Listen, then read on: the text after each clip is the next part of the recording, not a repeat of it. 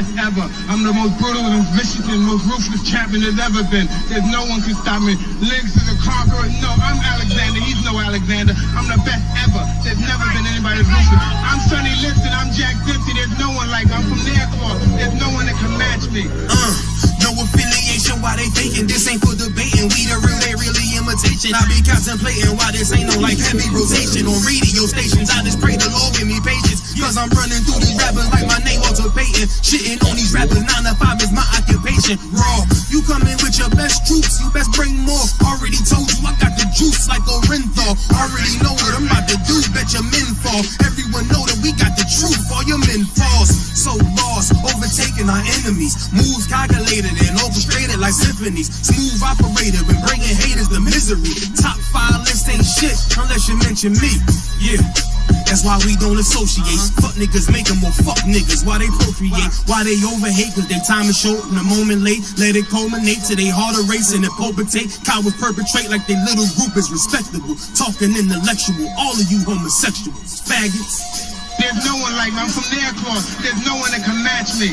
My style is impetuous. My defense is impregnable. And I'm just ferocious. I want your heart. I want to eat his children. I don't want to congregate. I don't want to deal with you. I don't want to fellowship. I ain't trying to build with you. Ain't the UPK, ain't the truth. Keep it real with you. Defenders of the faith, I got no problem bumping heads with you. All that bullshit, you can take it over there with you. Rather be a houseboy. Rather run with them field niggas. Show them to put in work.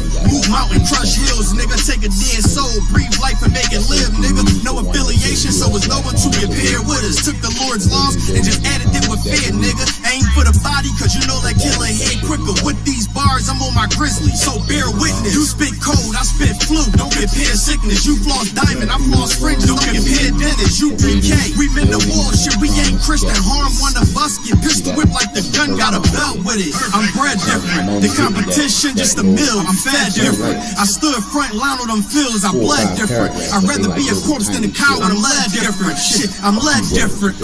Come through like a juggernaut, so don't get in the way. And we take everything serious. We don't play. I wonder now what they gon' say. Shit, we make profits out of shooters like the NBA. You get slayed for switching sides, nigga. We ain't on the same page. Immaculate conception. These niggas bitch made. I'm sticking with the foundation where my bricks laid. You switch sides, I'd rather switch cage. You was never with us, nigga. Just know we won't miss you, nigga. Right hand hold the scriptures, nigga. Left hand hold the pistol, nigga. How you want it? You can get it spiritual or physics, nigga.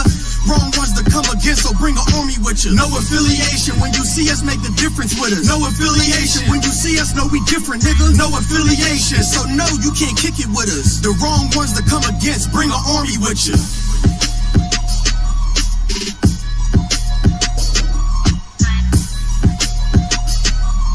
Hey, in 3 minutes, you can start it in 3 minutes. Perfect.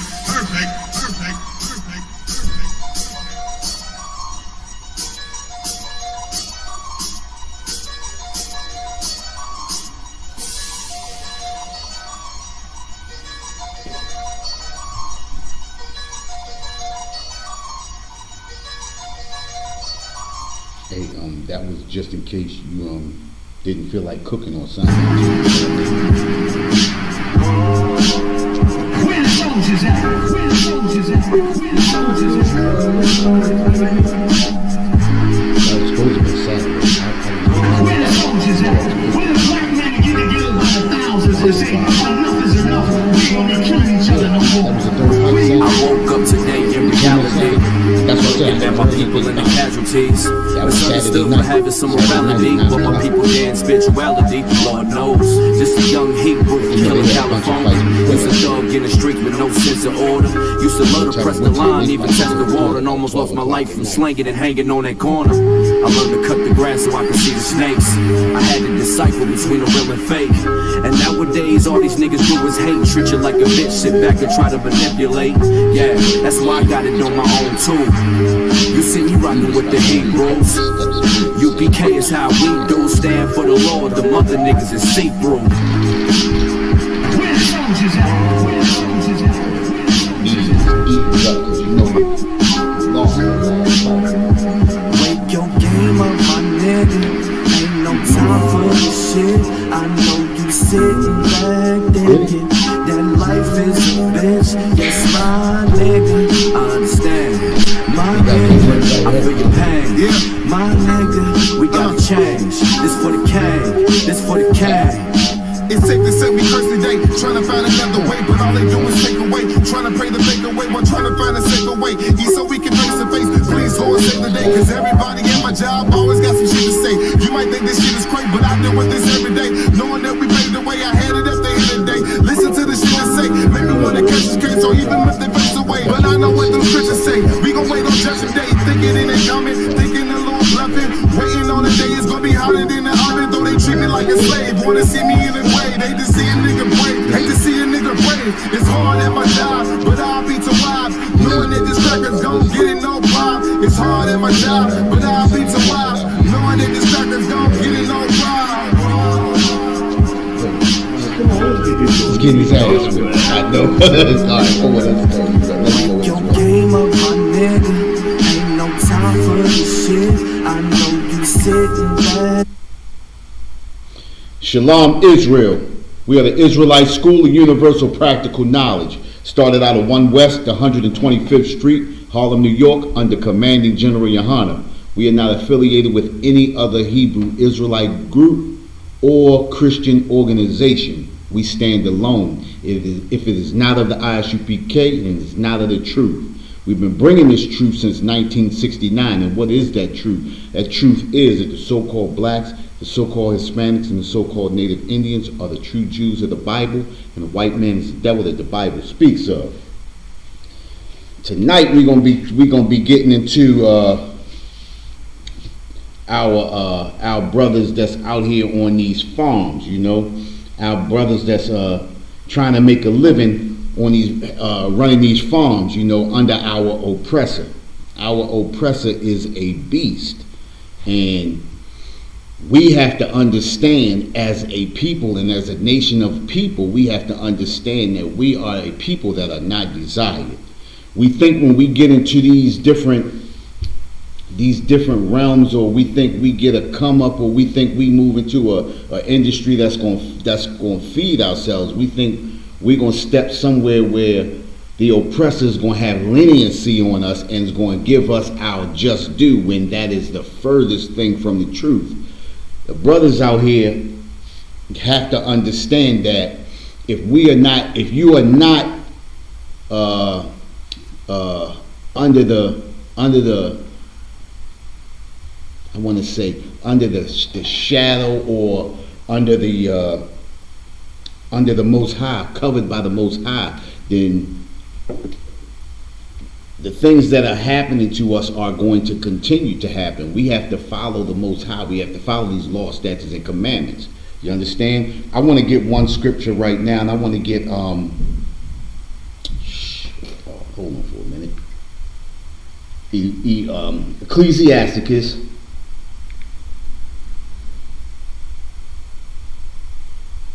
Oh wow. Ecclesiasticus 12.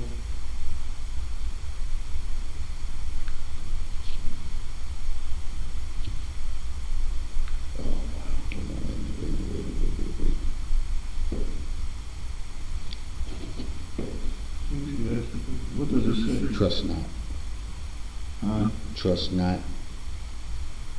In thine enemy? Yeah.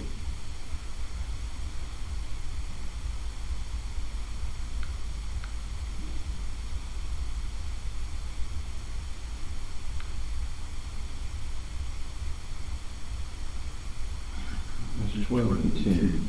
Yeah, 12 and 10. Ecclesiasticus 12 and 10. I don't know how could my mind is shot. Ecclesiasticus 12 and verse 10. Never trust thine enemy. Salakia, my fault, sir. I should have said never. It would have popped in easier. Never trust thine enemy. Go ahead, say that again, read that again. Ecclesiasticus 12 and verse 10. Never trust thine enemy. The scripture says never trust thine enemy. And that's a problem with our people, is we put too much trust in the enemy. You understand what I'm saying? To trust the enemy is to give away your soul. You understand? Trust the enemy is to follow the enemy. The enemy never has our best interest at heart. The reason why we in the place that we in, because we trust our enemy, because we trust in Christianity, because we trust in Islam, because we trust in all of the things that go against the Most High. Go ahead. For like as iron rusteth, so is his wickedness. For like as iron rusteth, so is his wickedness. We always speak about this scripture right here. For so as iron rusteth, so is his wickedness. The properties of iron, when you polish up iron, if you let iron sit long enough, it begins to rust up. The true properties of the iron begins to show through. Just like the oppressor's personality, just like his intentions. His intentions are going to eventually show through. The thing about it is we always find out too late at the end, when it's too late, that our enemy doesn't have our best interests at heart. It's always at the end when we lose in property, we lose in land, we lose in businesses. If we remember, think about what happened at Black Wall Street. You understand? It looked as though we were prospering, which we were, but we put too much of our trust in our enemy. And then our enemy came in when he saw us prospering and destroyed everything that we had at Black Wall Street and different other cities around the country. It wasn't just Black Wall Street. It was in North Carolina, South Carolina. It was in New York, Seneca Village. We had so many places down in Florida and things like that. Putting our trust in our enemy causes us to be under our enemy's foot. I want to get into an article. I want to get into this first article. This first article is Black U.S. farmers awaiting billions in promised debt relief. Listen, as we know, when we got coming out of slavery in 1920, so-called blacks and Hispanics own about 14% of the farmland in the United States. 14%. It doesn't sound like a lot, but it's a lot when you come down to 2020 and 2021. We own just under 2%, which is 1.5% of all farmland. You understand what I'm saying? We went from over 950,000 farmers to just over 35,000, 40,000 farmers. And that's a big drop just in 80 years. You understand what I'm saying? So we put so much trust and we put so much of our hearts and souls into our oppressor, and our oppressor just comes along and stabs us in the back like he always does. You got that article? So, just 2 generations out of slavery, by 1910, black farmers had amassed more than 16 million acres of land and made up about 14% of farmers. The fruit of their labors fed much of America. You hear that right there? 16 million acres of land and made up about 14% of the farmers. The fruit of their labors fed much of America. And as you know, we fed much of America. The best farmers were the black farmers. Why were the best farmers the black farmers? Because we were the slaves that were out there in the fields, who had to cultivate all of that land, who had to grow all of that fruit, who had to grow all of that cotton, who had to grow all of that sugar cane and all of these things like that. So we had the expertise. We were what you would call the artisans of the field. You understand? We were the professionals. We were the skilled labor. And coming out of slavery, 14% of all farmland was owned by us. Go ahead. Now, they have fewer than 4.7 million acres. Black farms in the U.S. plummeted from 925,000 to fewer than 36,000. According to the U.S. Department of Agriculture's latest farm census, and only about 1 in 100 farmers are black. What happened? They were able to overcome the broken promise of 40 acres and a mule to the newly freed slaves. A military order later rescinded, but Over the last century, they faced one obstacle after another because of their race. Farmers needed loans to expand, to buy seed, to bridge the time between harvests. But lenders, chief among them the USDA, often refused to give them money and often rushed to foreclose. Suppliers and customers undercut them. Laws of inheritance led to the breakup of homesteads. You hear that? You hear that? Listen.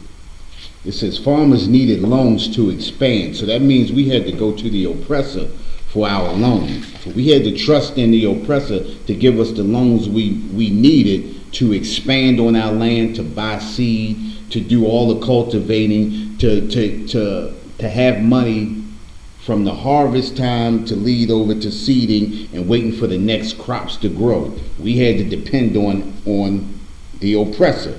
You understand? But it says, but the lenders, chief among them, the USDA, often refused to give them money and often rushed to foreclosure. So they was actually out there trying to help us fail so they could take over the lands that we had. That's why it dropped from over 900,000 to just over 36,000 farmers. You went in 80 years, and that's a big drop in just 80 years. You understand? And I mean, like I said, it wasn't because of the things that we were doing, but we put our trust in an oppressor that hates us. Go ahead. Now the government wants to make amends by providing billions of dollars in debt forgiveness for farmers of color as part of the pandemic relief package. But a judge has put the money on hold in the face of lawsuits filed by white farmers claiming that the program is unfair, reverse discrimination. Now check this out, right? This is crazy. This judge put the money on hold in the face of lawsuits filed by white farmers claiming that the program is unfair, reverse discrimination. That's like when we out on the streets telling our brothers and sisters what the oppressor is doing to us. They call us racist because we exposing what the oppressor is doing. That's reverse racism right there. They trying to get us to think that we racist, just like this is reverse discrimination because they getting a relief. But the crazy thing is they only giving the black farmers $4 billion when the white farmers are getting $384 billion. That's the crazy thing. The white farmers are getting $384 billion, and they talking about $4 billion in debt relief or in relief fund for the pandemic. This is what's crazy. Listen, let's go into Ecclesiastes. Let's jump to that 11, the verse 11 on that Ecclesiastes 12 and 11. Ecclesiastes chapter 12 and verse 11. Though he humble himself and go crouching, yet take good heed and beware of him, and thou shalt be unto him as if thou hadst wiped a looking glass, and thou shalt know that his rust have not been altogether wiped away. Thou shalt know that his rust have not been wiped away. That evilness will always be in him. That hate for us will never be wiped away. You understand? The problem with our people is that we find out when it's too late, after we have been destroyed, after we have been wiped out, after that yoke of oppression has been placed upon us and choked and killed us out. You understand? They talking about a $4 billion relief debt fund for black farmers when white farmers are getting $384 billion. That's a selfish beast if I have ever seen one. And the problem is our people don't see it. You understand? Our people don't see it because we have been blinded by our oppressor by living this American dream. And the American dream is just that for us. It's a dream. It's not a reality. You understand? Our people will never discover a reality of great living unless we come up under the Most High and come back to these laws, statutes, and commandments. We think the Constitution of the United States is going to help us get ahead, but it's not. The only Constitution that we have is this Bible right here and these scriptures. All we have to do is follow what the Most High says, you know? And that's the problem right there. I want to I want to grab another scripture. Deuteronomy 28 and 48. Let's go to that.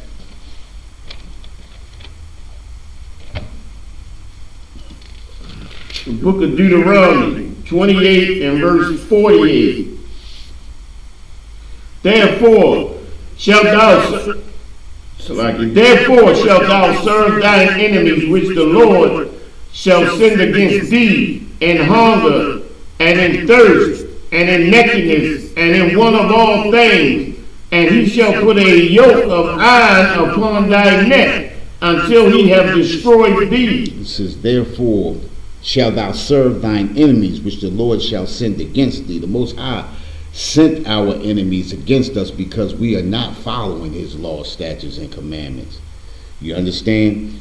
And we got to look to our oppressor for all of our wants and needs. And no matter how much work we do, it says in hunger and in thirst, all of the work we do, no matter how tired we are, we still got to go to our oppressor, and our oppressor is still going to oppress us.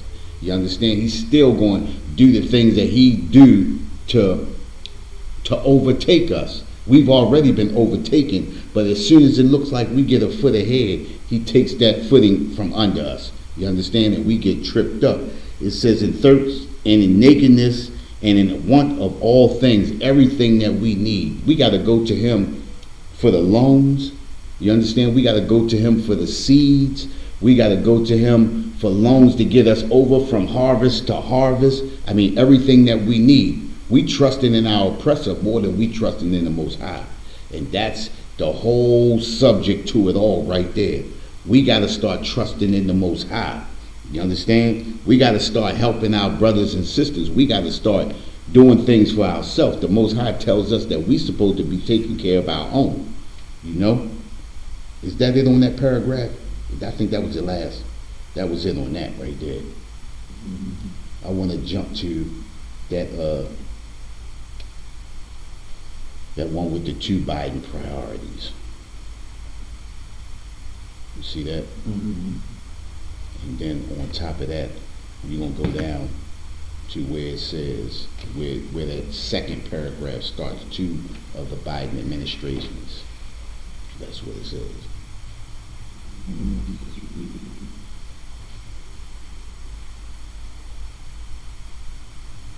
It's going to be like the 3rd paragraph down. 2 Biden priorities: climate and inequality. Right, and then drop down. Meet on black-owned farms.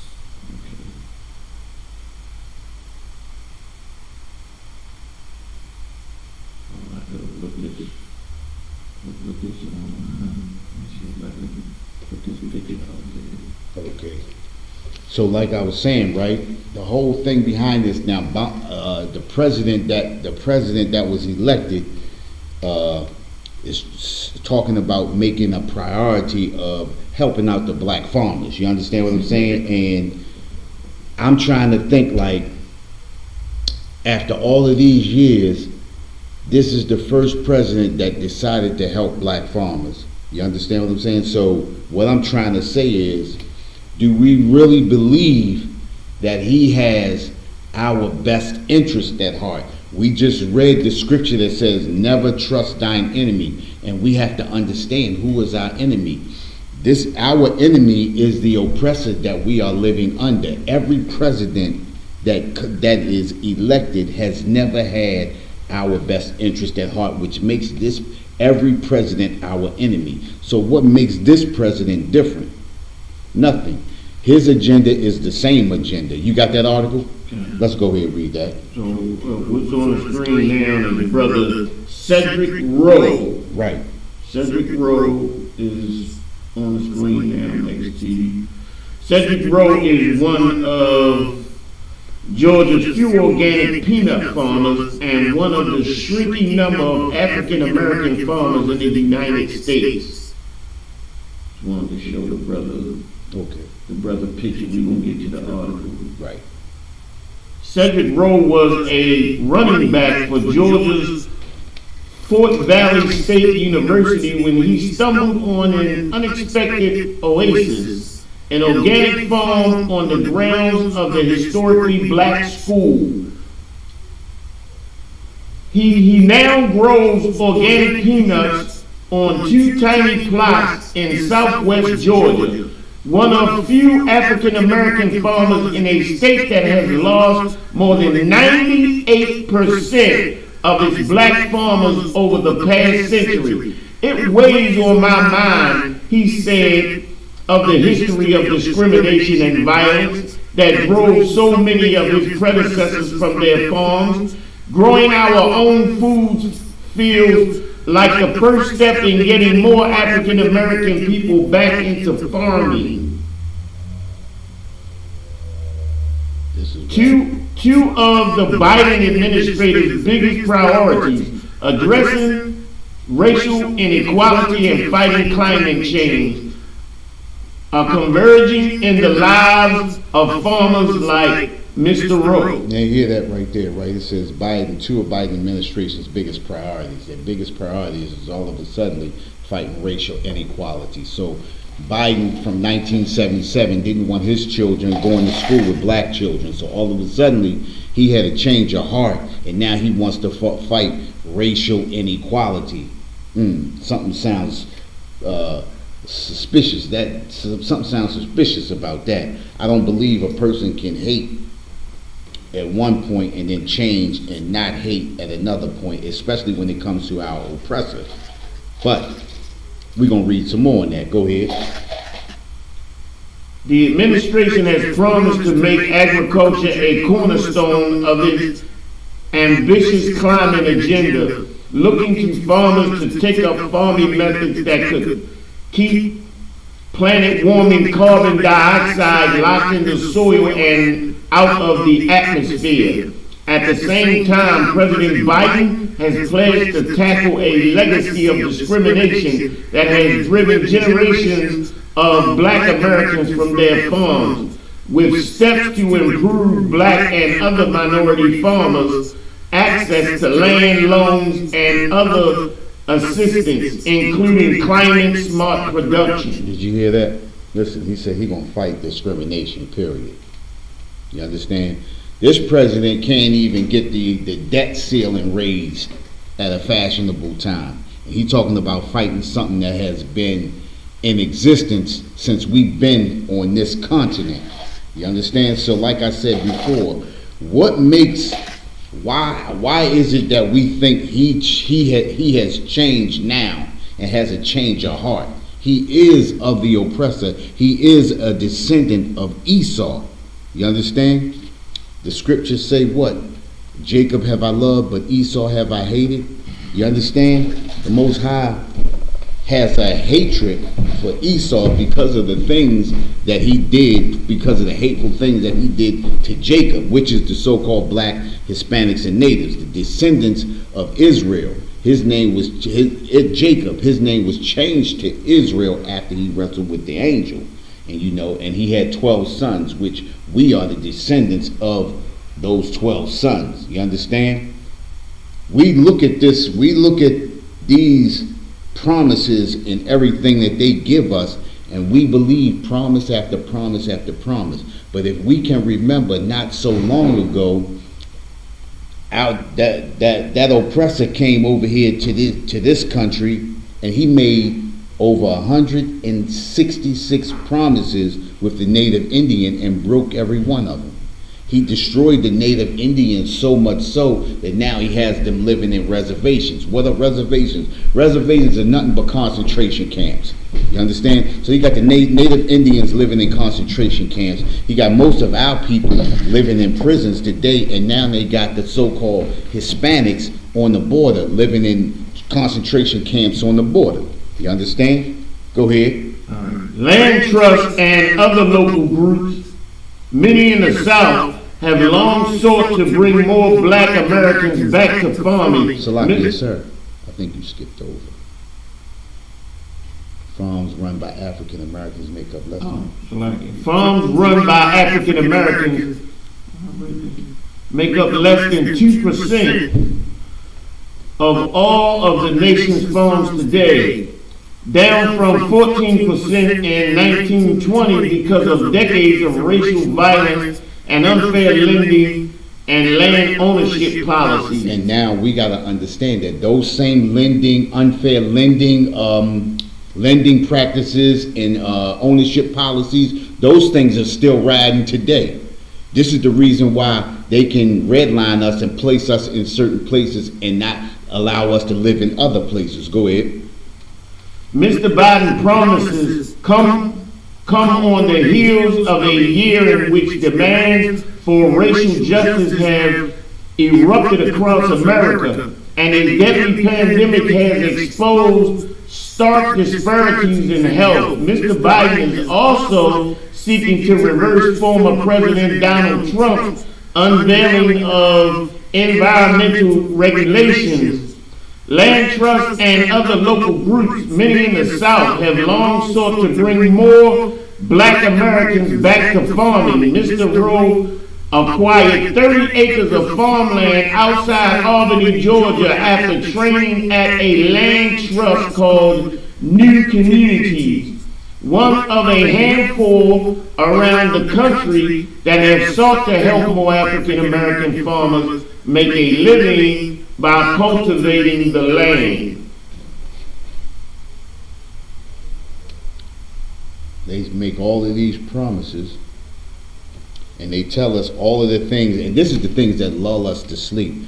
All of these land trusts and all these local groups come in to help us, but they put these things on there, and it's basically another form of propaganda. They put these stories in here to make it seem like they're trying to help us get ahead, when in actuality they are not. Think about all of the stores that we had in our own communities that in some form or fashion they use taxes and they use revenues and things to say that, you know, to take those stores and things from us and then give them to the so-called Chinese man and the Koreans. Now all of the Koreans and Chinese and now the Arabs own all of the stores in our own communities.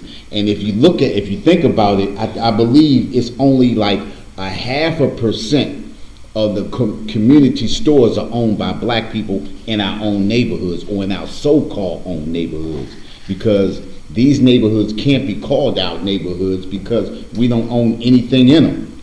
Go ahead. Many of those trusts have also put sustainability front and center of their work with local farmers, tapping into the legacy of black scientists like George Washington Carver. His work of cover crops, which are planted to help nourish the soil, so to reverse the damage wrought by single crop cotton farming in the South, carried out on the backs of enslaved people. In between planting and harvesting, Mr. Rowe is pursuing a PhD in soil health, researching ways to retain nutrients, cut down on pesticides, and sequester more carbon in the soil. Sequester in more carbon in the soil. Reason why does he have to actually go to get a PhD in soil health? Because our oppressor has placed so many chemicals and things in there and destroyed the soil. And a lot of the land that we acquired in the 60s and the 70s, a lot of those lands were basically unfarmable land. It was land that the soil was destroyed and nothing really could be grown on the land. So a lot of the land that we did have or that we do have, most of that land can't be cultivated to really grow anything of any significance that can help us to basically help ourselves. You understand? I want to go to drop down to that verse 16, Ecclesiasticus chapter 12, verse 16.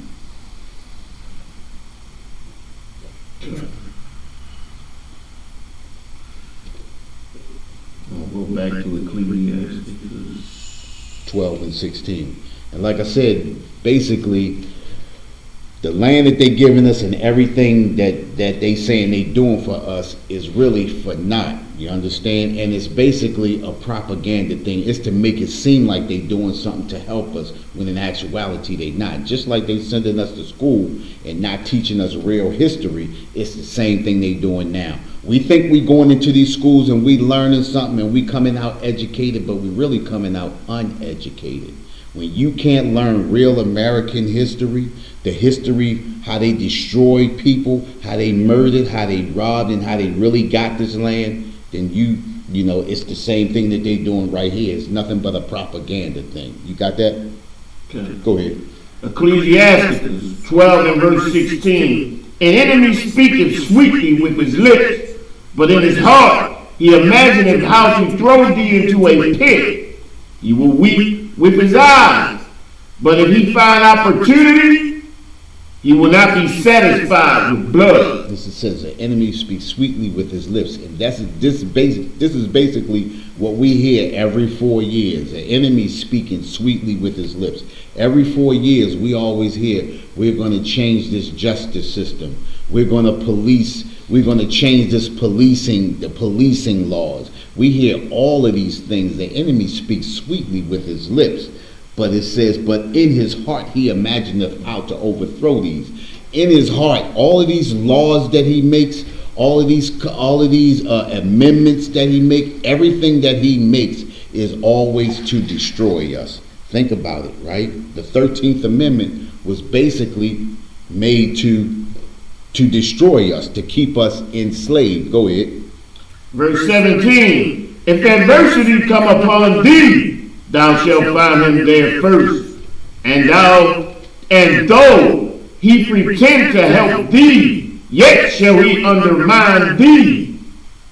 He will shake his head, clap his hands, and whisper much, and change his countenance. Listen, if adversity come upon thee, it says, you shall find him there first. Look, and when things happen, it's going to look like he's there to help us. You understand? It always looks like he's there to help us.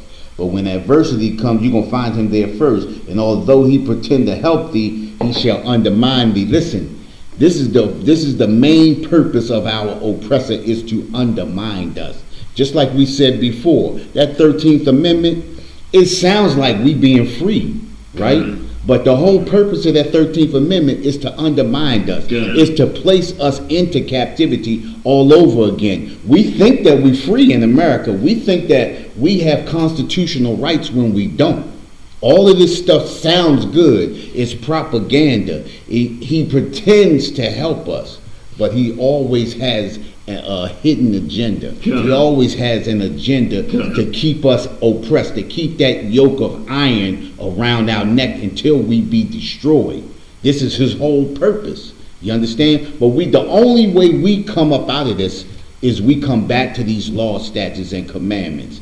This is the reason why Commanding General Yohana kept a hold on the truth.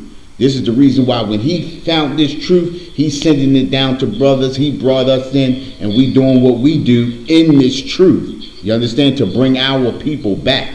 We have to come back to the law, statutes, and commandments. That's the only way. We think going off and following the oppressor's customs and his culture is going to get us ahead, but it's only going to get us to put another foot in the pit. We always going to be destroyed by him.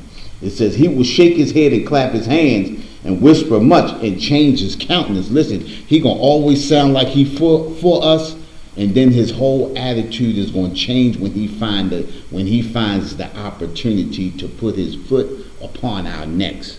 we have to understand that this is an enemy. You understand? We have to understand that this is an enemy, and we have to come away from this enemy. We got any more on that article, or was that it? That was it on Okay. there. Nothing more. Let me read this part right here, just real quick. It says, for a brief time after emancipation, free black communities spread across the rural South, cultivating all manner of agricultural goods, pecans, peanuts, pork. By the 1920s, and that's why we destroyed right there, messing around with that pork.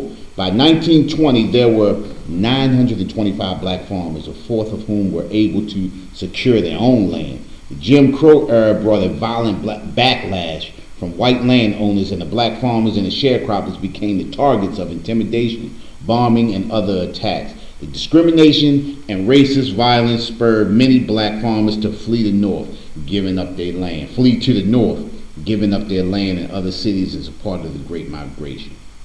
You know, and that's another way we lost a lot of our land. Let's go to that article.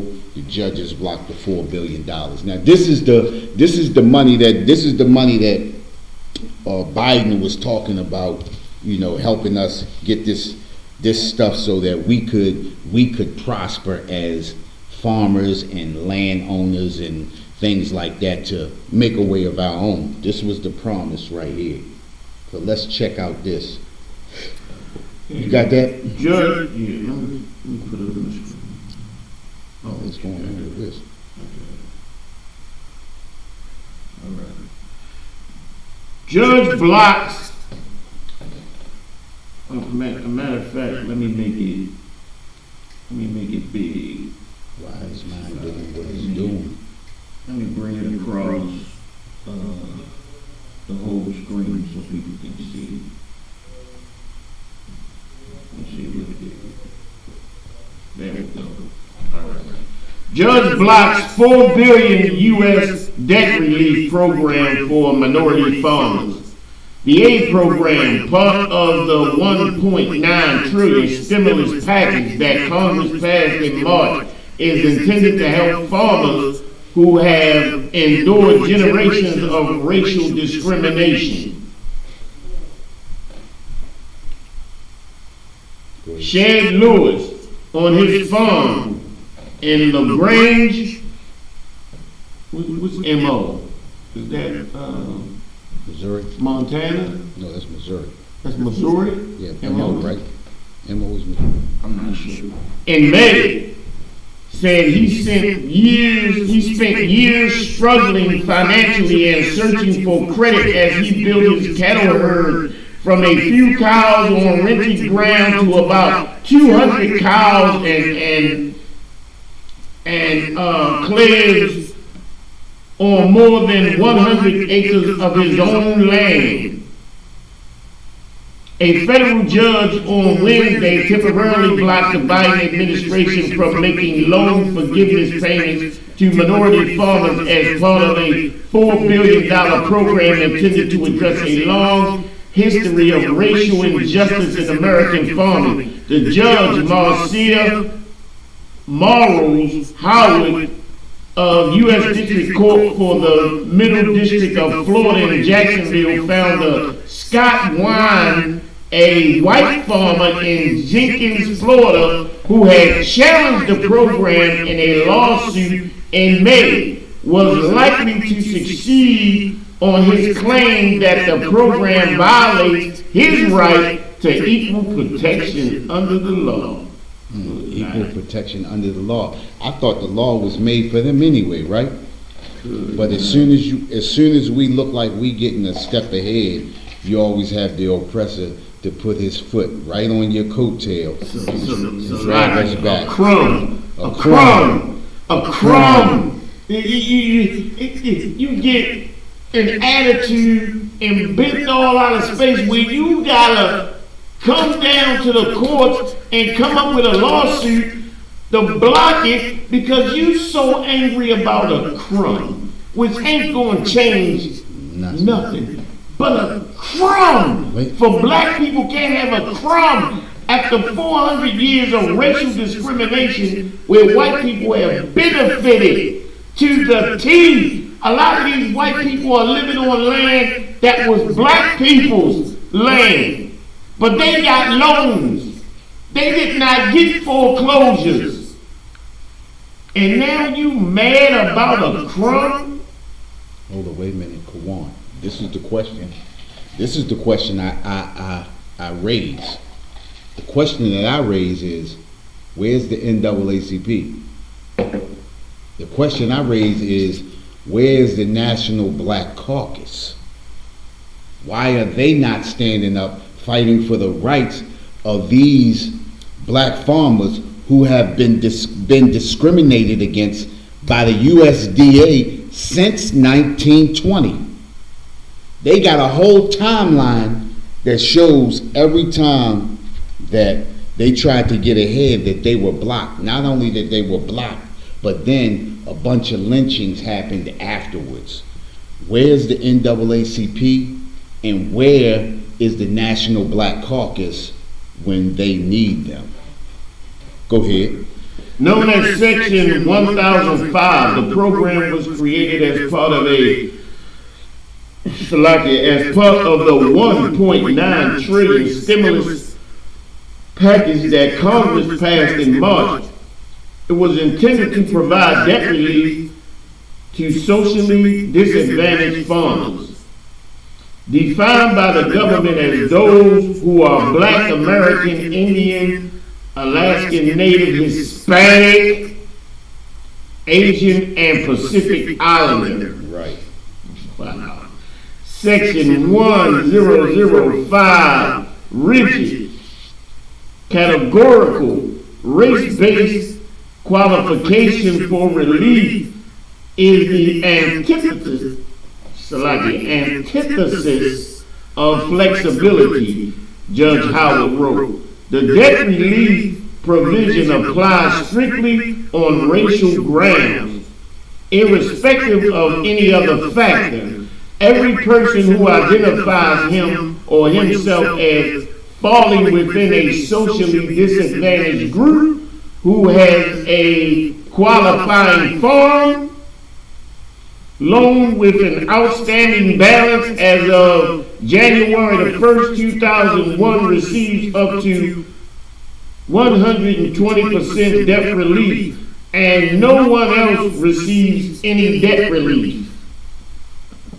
No one else receives it. In defending the program, the Biden administration had said that the government had a compelling interest in remediating a well-documented history of discrimination against minority farmers in Department of Agriculture loan and other programs, and in preventing public funds from being allocated in a way that perpetuates the effects of discrimination. Non-white farmers have long endured discrimination, from violence and land theft in the Jim Crow South to banks and federal farm offices that refused them loans on government benefits that went to white farmers. It is undeniable and notably uncontested by the parties that USDA had a dark history of past discrimination against minority farmers, George Howard wrote, but she agreed with Mr. Wine, who, echoing the sentiments of other white farmers, had argued that the program discriminated against white farmers and ranchers because of their race.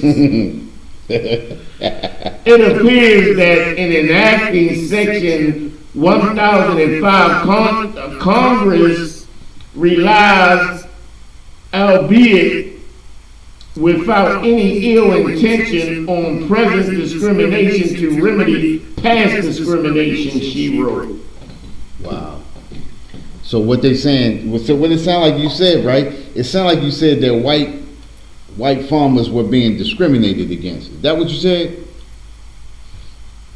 They being discriminated against too? It's saying reverse discrimination. Reverse discrimination. After the 400 years of racial discrimination, now that they're saying, oh, we're going to give a crumb Right. to you for all of these years that we murdered you, stole your land, you know, stole your labor. We're going to give you a crumb so that you can maybe, possibly have a farm and relieve some of your debt. White people are angry because they're saying it discriminates against them, although they have been receiving grants the entire time, the entire 400 years of their existence from generation to generation, while black people were unable to. Exactly. While black people were unable to. You understand? And again, right, if white people can come up and fight for something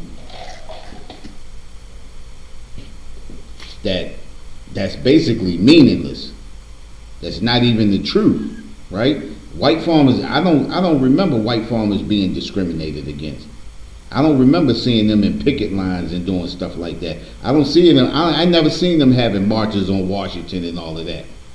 You understand? I see the so-called blacks, Hispanics doing it, but not these white farmers. And like again, I ask again, where is that National Black Caucus and where is the NAACP and all of these people that was fighting for black people? Where are they standing up at now that this is going on right here? And the thing is this is a 2020 issue right here.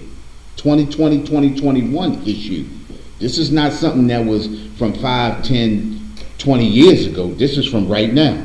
I want to grab, you got more in that article? Or was that it?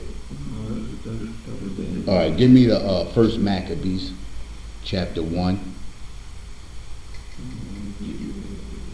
verse 11. Because the only way we going to, matter of fact, no, let's do this. Before you grab that, let's go to Revelations 18:4. Let's go there first. The book of Revelation, chapter 18 and verse 4. And I heard another voice from heaven saying, come out of her, my people, that ye be not partakers of her sin, and that ye receive not of her plague. It says, and I heard another voice from heaven saying, come out of her, my people. Listen, the Most High wants us to come out of her, come out of America. Stop depending on America. Stop loving America. Come out of these customs and these cultures of America. Stop loving America like America is doing anything for us. We have to put our trust in the Most High. You understand? And that's the problem with our people now. We don't put our trust in the Most High. We put our trust in man. We put our trust in America. And this is the reason why we find ourselves in Christianity. It's the reason why we find ourselves in Islam. This is the reason why we find ourselves eating this shrimp, crab, and this lobster, because we trusted in America. You know, this is the reason why we fall into all of this heart disease, because we fallen into these plagues. You understand? That coronavirus, that's nothing but a plague. The Most High brought that plague to destroy our enemies. But because we are in the same custom and culture of our enemy, we befall by those plagues too. We being destroyed by heart disease, high cholesterol, fibroids and thyroids. We being destroyed by all of the things that was set to destroy our enemy. When we follow our enemy, we become our enemy. You understand? This is the reason why we're killing our own brothers and sisters. This is the reason why we're robbing and raping and pillaging each other. That's not even our custom and culture. That's the oppressor's custom and culture. We have to come out of her. The Most High says, come out of her, my people. You understand? It says, come out of her, my people, that ye may not be partakers of her sins. That we don't do what she does. You understand? That we don't do what the oppressor does.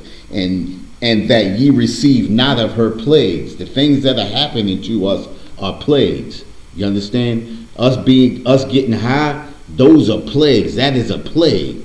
Us destroying one another, us murdering each other on the streets and robbing each other, that's a plague. That's a plague that was set upon our oppressor. Go ahead. Matter of fact, Let's go to, I want to read this article right here.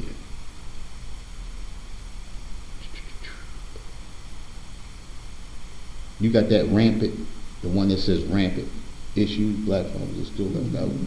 Read that one. And this article is from July of 2021. This is a recent article. Okay, rampant issues. Black farmers are still left out of USDA, and let me put this up on the screen. And this, go ahead, while you doing that, let me just touch on, this is the thing, right?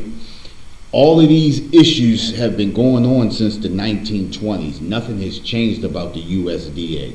Nothing has changed about none of the presidents that we have. Nothing has changed about our oppressor, but we keep putting our love and our heart in America and in our oppressor, and the same things keep happening. And we are expecting a different result. Every time you vote on a president, you're voting to put a slave master over you, and you're voting to be a slave. Go ahead. All right. Rod Bradshaw stands in a field of wheat on his farm near Jackmore, Kansas. President Joe Biden nomination.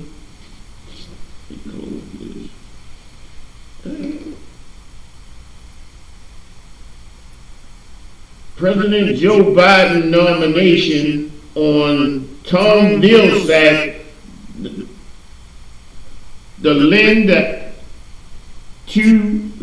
the agriculture department is getting a chilly reaction from any black farmers who contend he didn't do enough to help them the last time he had the job. Now this is a photo. This is the brother right here standing In the field. Hold on, standing in the field. Hold on, let me get this. Hang on, nigga. Listen, they talking about the same thing. Listen, these people, they realize though that this president didn't have him when he didn't help when he had the chance before. So But go ahead. they not understanding it. How can they understanding that this president didn't help him before? So what makes them think that he's going to help them now? This is the agenda of every president that comes before us, is to keep us oppressed. Why would an oppressor who stole, robbed, raped, and murdered to get everything he had, or all of a sudden split what he has with you? Why would he split what he has with us to make everything equal? That is the furthest thing from the truth. But we keep believing in our oppressor. Go ahead. All right, so the brother's on the screen there. Okay. That's the brother Rod Bradshaw. Rod Bradshaw. Go ahead. We'll get to the article. The article is on the screen there.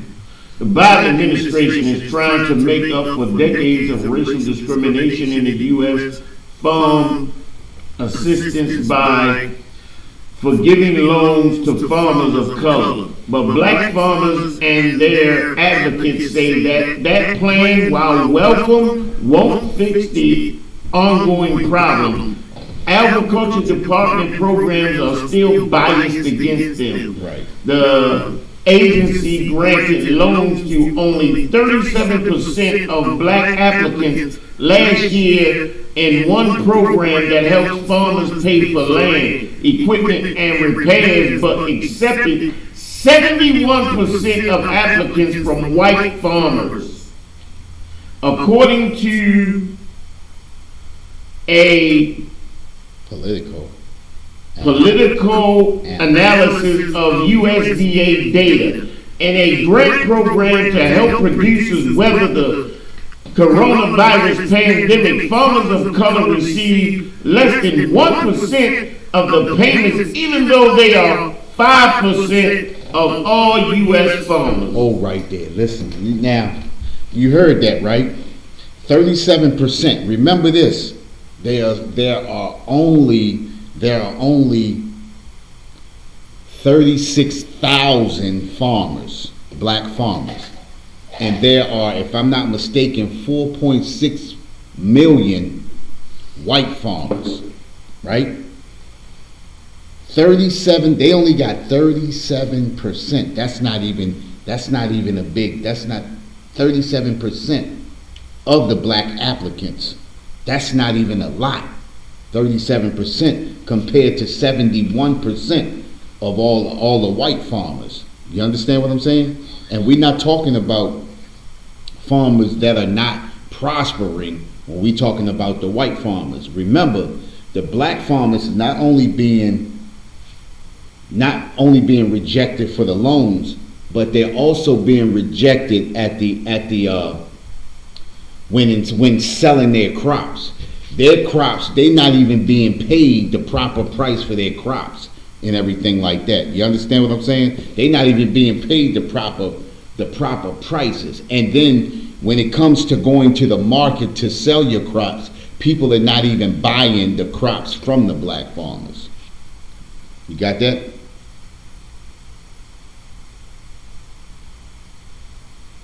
You ready to go to the next paragraph? Or was you looking for something? I'm kind of trying to look at people online. Let me put this back online so that people can And I think that's a big problem right there. That's a problem right there is a lot of us, when we look at some of these numbers and these articles that they write, we also have to understand, like I said before, that the white farmers, it's not that the white farmers are not prospering. The white farmers are prospering, but they still are being the beasts that they are and being selfish. Go ahead. So we got the graphs up on the screen now. Okay. The graph that shows how black farmers are denied USDA loans at a much higher rate than white groups. If you're white and you put in for a USDA loan, you're almost guaranteed Right. to get a loan. If you're black, you're almost guaranteed to be denied or your application somehow lost. Right. Which is absolutely disgusting. It's up on the screen. It shows you, and this is their data. Right. Status of USDA direct loan applications for each race and ethnicity group in fiscal year of 2020. You see where it's withdrawn, rejected, or approved. And when it comes to whites, they are approved at 71%. Blacks at 8%. The applications that are withdrawn, I mean, it's absolutely ridiculous. And the black applications that are approved more than likely are the black applicants that don't need much assistance. You understand what I'm saying? So the ones that are really struggling don't get the assistance. They only giving out the money to the ones that don't need much, so they can keep more in the pot. This is what they do. Go ahead.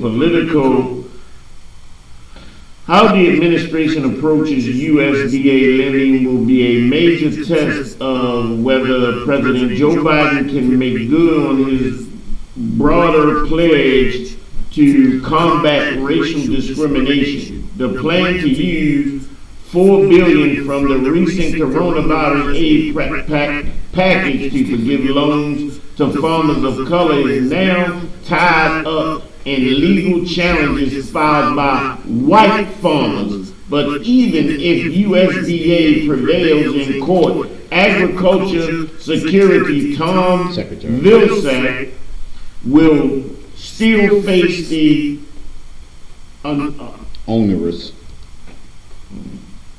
onerous task of overhauling entrenched practices and convincing black farmers and their advocates that change has come. Yeah. Hey, what did Obama say when he came? What did he say? That's We change. We're gonna make a change. Change has come, right? This is the same thing we've been hearing since the beginning.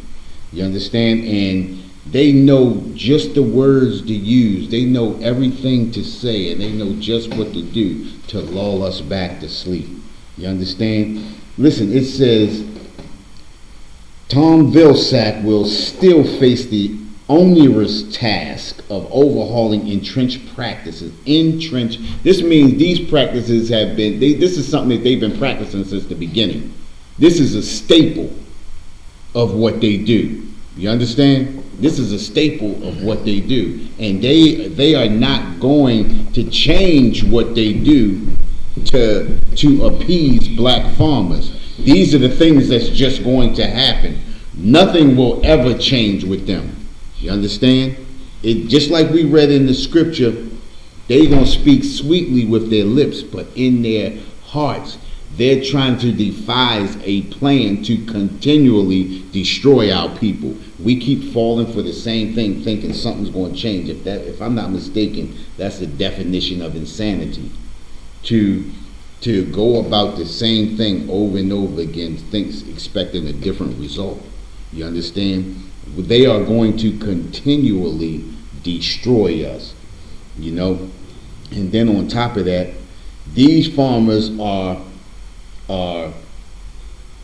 petitioning, you understand, and holding up the money. And just like I said before, where's the NAACP? Where's the National Black Caucus? Where are all of these black civil rights leaders that are supposed to be at the forefront fighting for these farmers? You understand? This is the reason why I want to get into this scripture right here. I want to get into 1 Maccabees chapter 1 verse 11. It says, in those days went there out of Israel wicked men. Now these were so-called blacks, Hispanics in Israel. These were Israelites who persuaded many, saying, let us go and make a covenant with the heathen that are round about us. For since we have departed from them, we have much sorrow. Listen, they making agreements. Our pastors, politicians, and the people that's supposed to be fighting for us are making agreements and letting our oppressor continually destroy us. How can you just sit back and watch your people be continually destroyed unless you're allowing the things to happen without standing up and making a voice? You understand? So right here in this article, it says how the administration approaches the USDA lending will be a major test whether the President Joe Biden can make good on his border pledge to combat racial discrimination. Listen, nothing is going to change about Joe Biden's administrative goals. Everything is set in place, and the things that are happening are supposed to be happening. Everything that they're saying, they are supposed to say. They are supposed to act like they're out for our best interest when they are not. You understand? You ready to finish that article? USDA, let's get down a little bit to the main part. Okay. USDA is a sprawling bureaucracy whose nearly 100,000 employees are deployed in more than 4,500 locations across the country and abroad. The department, which was created during the Civil War, has by its own accounting a legacy history of bias against small farms in general and in particular against black farmers, many of whom run operations with annual sales of less than 250,000. Think about this. Think about this, Kawan. I want you to think about this personally. 250,000, right? I ain't trying to say what you do, right? But $250,000 for a farm is not a lot of money to make every year. You understand what I'm saying? That's not a lot of money. You got 2-parent households who make that in a year. You understand? $250,000 is not a lot. And then, not only that, When crops don't come in, they're being discriminated against pandemic money and things that are supposed to help them get through. Go ahead. Black farmers filed a class action lawsuit in 1997 complaining that USDA denied them timely loans and debt restructuring, forcing many into foreclosure. A settlement in that case, Pickford versus Glickman, led to payouts of up to $50,000 per farmer in 1997 and 2010, but many farmers failed to submit requests because of restrictive deadlines and the burden of gathering documents. The settlement fell short of addressing the problems resulting from discriminatory lending. Advocates contend. Did you hear that? Go ahead. The problem, many say, lies at the local level. Country offices of USDA's lending arm, the Farm Service Agency, are often the first and only point of contact for farmers seeking access to government assistance programs. Black farmers say their interactions with FSA officials who play a pivotal role in determining whether loans are granted are plagued by racial bias, inexperienced personnel and lack of broad bandwidth to help with applications. Let me hit this right here. Listen, the problem is just like we said in the beginning, is racial bias. You understand? The whole purpose of the USDA is not to help black farmers. It's to make it as difficult for them as possible. And in making it difficult for them as possible, the main goal is to force them into foreclosure so they can get that land. You understand? Everything that they're doing is for that purpose. Go ahead. The process put in place keeps you from being able to apply, Jones said, citing issues including overly complex applications, a lack of access to a competitive market, and outright discrimination. Exactly. You understand? First off, you get an application. When you go into the office, you get an application that's about 20 pages long. You gotta fill out every page, and then if you come back and something is not filled out, then they make you refill it out all over again. If you get your application put in and filled out, and then you miss something on the page, they make you come back and fill it out all over again.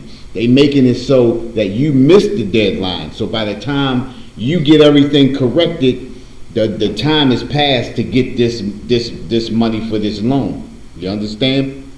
But the same doesn't go for white farmers. You understand? They make it as easy as possible. This is a part of the system. You understand? And this is the reason why we need to separate from them. This is the reason why we need to have our own land. We need to be running our own government. We need to be doing our own thing and helping our own people. When you have to look to your oppressor, or we have to look to our oppressor to help us to get through, things are not going to happen. These are the things that are supposed to happen when you look towards the oppressor more than you look towards the Most High. You understand? We got more on that?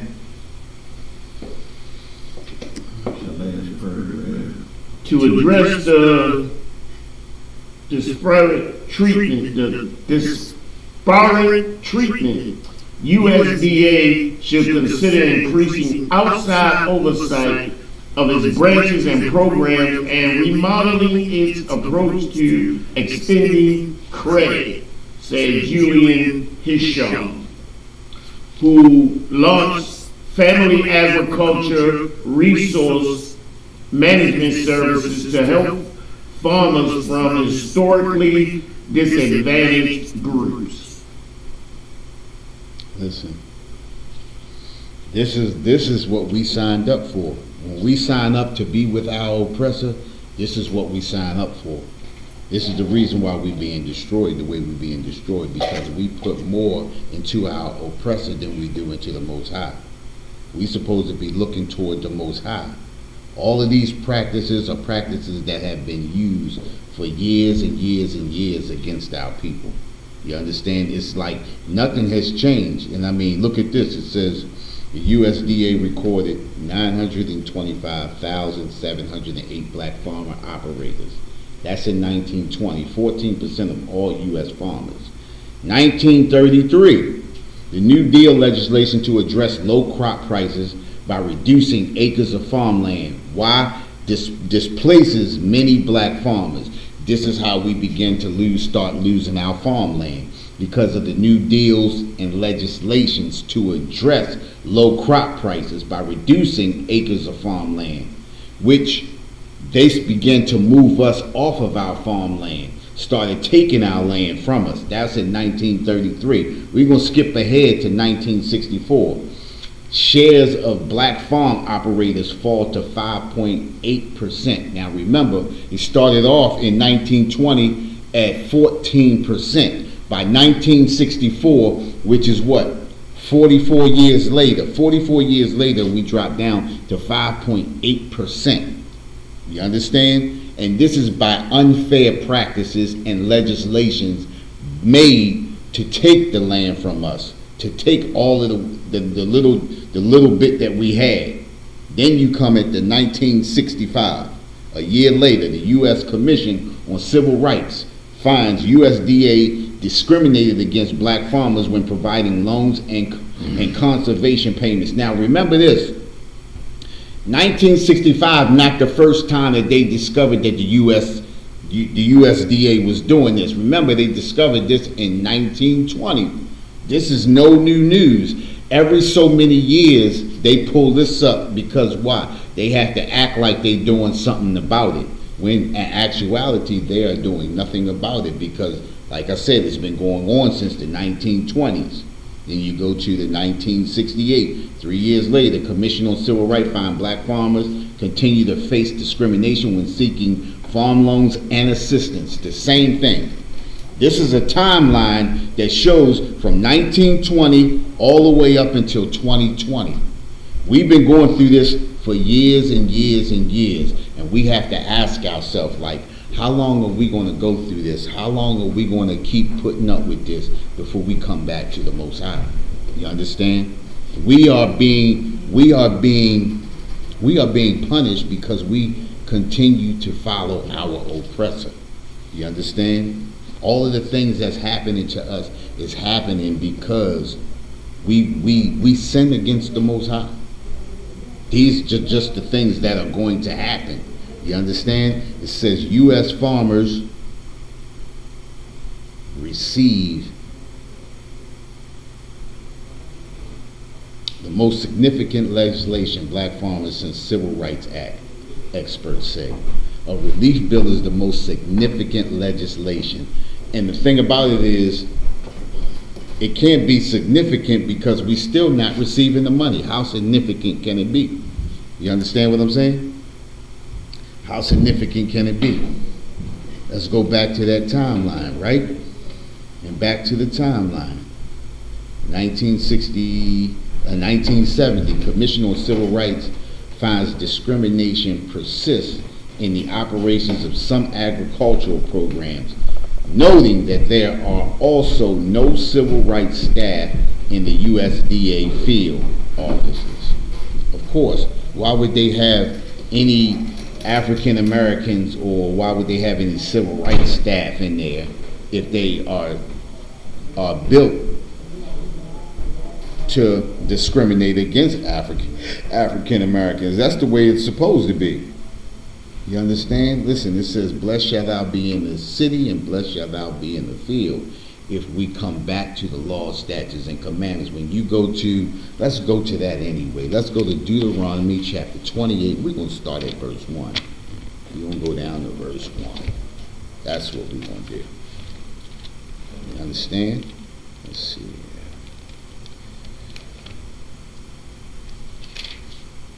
In fact, let me do it right here. Let's do it the quick way.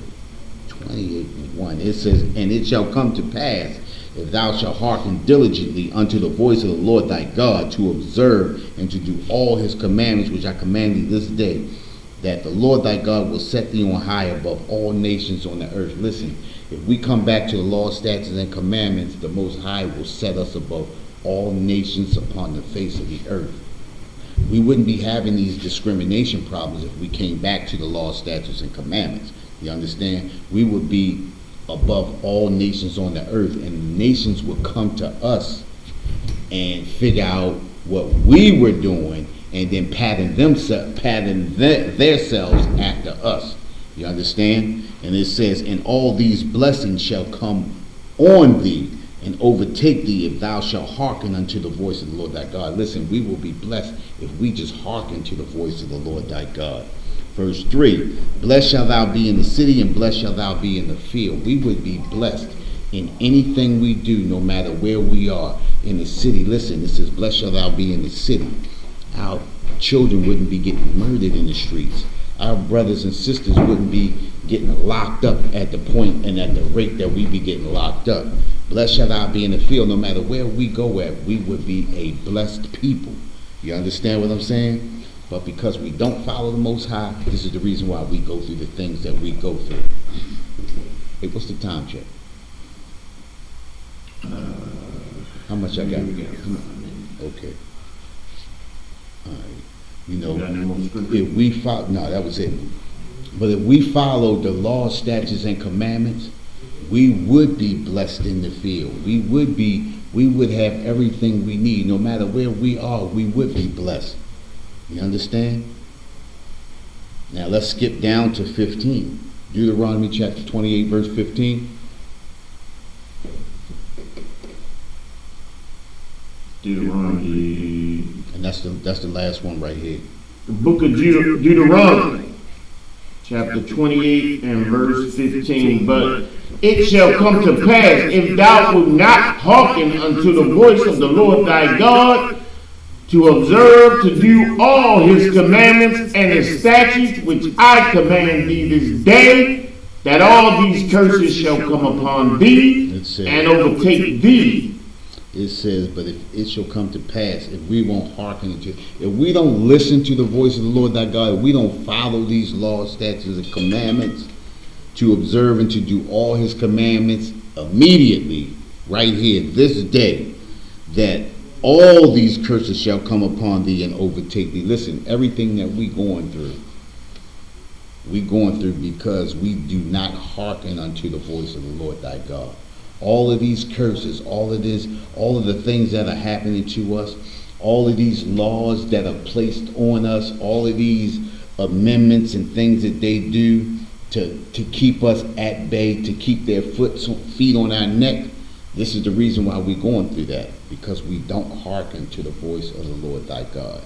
We don't have the understanding. We don't have, Hosea chapter 4 verse 6 says, my people are destroyed for a lack of knowledge. The knowledge is the scriptures.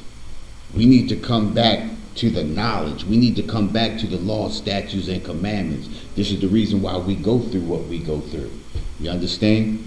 This is the reason why the things that are happening to us happen to us, because we don't want to take heed to the word of the Most High. You know?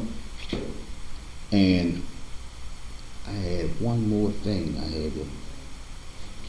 What was that, Lord? I had one more thing. What was that?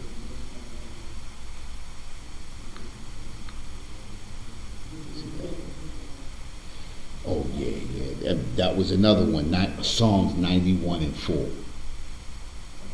That's it right there. And it says, Psalms 91 and 4 says, go ahead. The book of Psalms.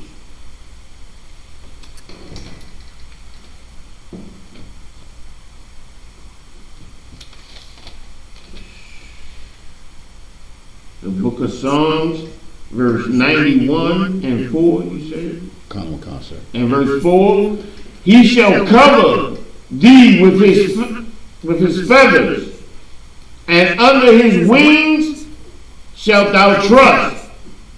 His trust shall be thy shield and buckler. It says, he shall cover thee with his feathers, and under his wings shalt thou trust. His truth shall be thy shield and thy buckler. Listen, all we have to do is trust in the Most High. We will be covered if we trust. The Most High will cover us if we trust in him. His truth, his laws, statutes, and commandments will be at thy shield and thy buckler. You understand? We will be protected by these laws, statutes, and commandments. All we have to do, listen, we heard Commanding General Yohana say it quite a few times. Listen, all you have to do, if you follow these laws, statutes, and commandments, we won't break the oppressor's laws. You understand? All we have to do is come back to these laws, statutes, and commandments. His truth shall be thy shield and thy buckler. You understand what I'm saying? And with that, I want to say we are the Israelite School of Universal Practical Knowledge. Started out at 1 West, 125th Street, Harlem, New York, under Commanding General Yohana. We've been bringing this. We are not. With the rest of you? No, I'm good. We are not affiliated with any other Hebrew Israelite group or Christian organization. We've been bringing this truth since 1969, and that truth is that the so-called blacks, Hispanics, and natives are the true Jews of the Bible, and the white man is the devil that the Bible speaks of. We got classes Monday through Friday, 7 to 9 p.m. We have Sabbath service from 10 a.m. to 12 p.m. And then we have our street speaking from 12:30 to 5 at the Lexington Market. And with that, I'm turning the class over to Priest Officer Kawan Balak. Should be in the back. That one right there. There it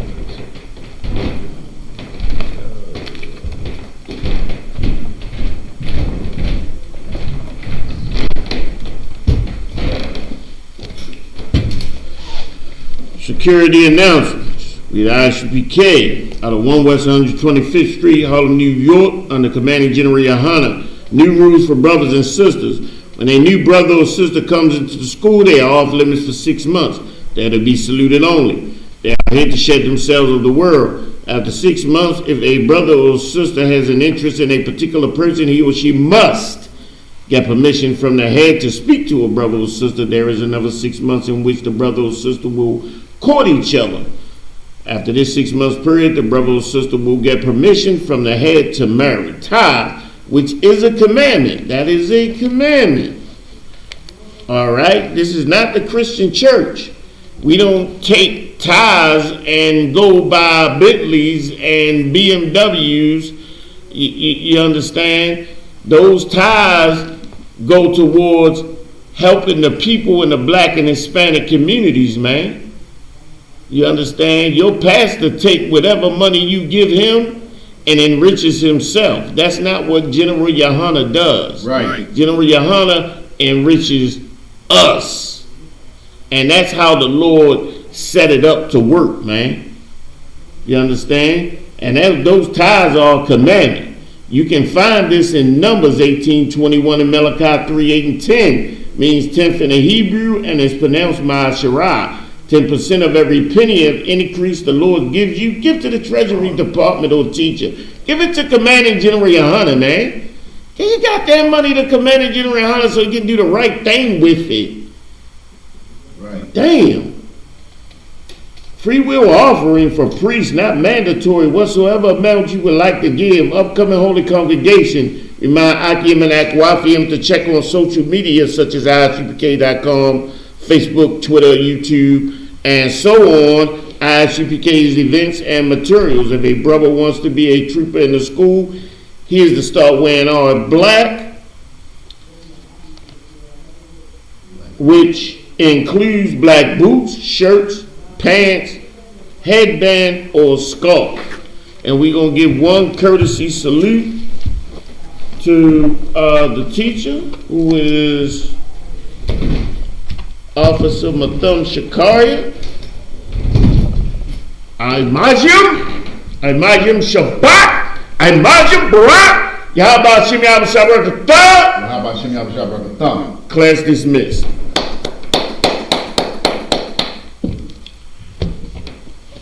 All right.